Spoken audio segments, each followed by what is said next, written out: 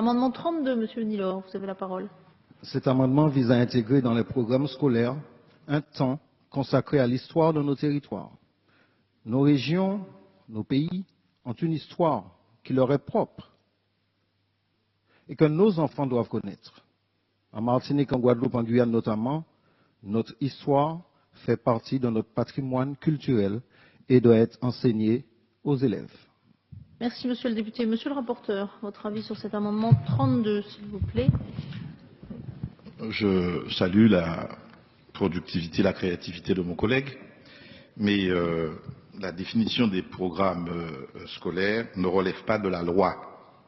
Nous devons tous nous y faire. Je rappelle que j'étais dans cet hémicycle lorsqu'en 2005, on a voulu précisément imposer un type d'histoire, une certaine vision de l'histoire sur les aspects positifs de la colonisation.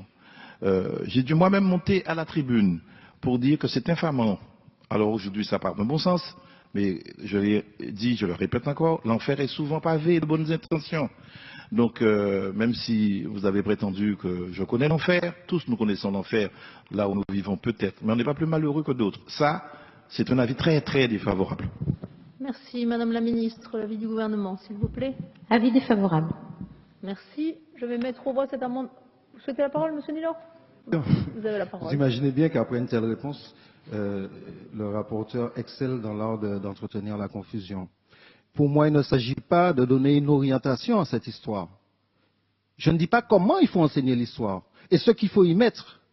Je dis tout simplement qu'en tant que thématique, l'enseignement de l'histoire de nos territoires, et je n'y mets aucun contenu particulier, je n'impose rien à personne, cet enseignement de notre histoire est capital.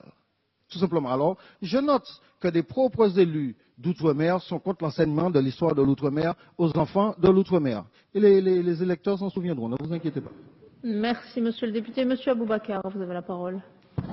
Non, les élus de l'outre-mer ne sont pas contre l'enseignement de notre histoire.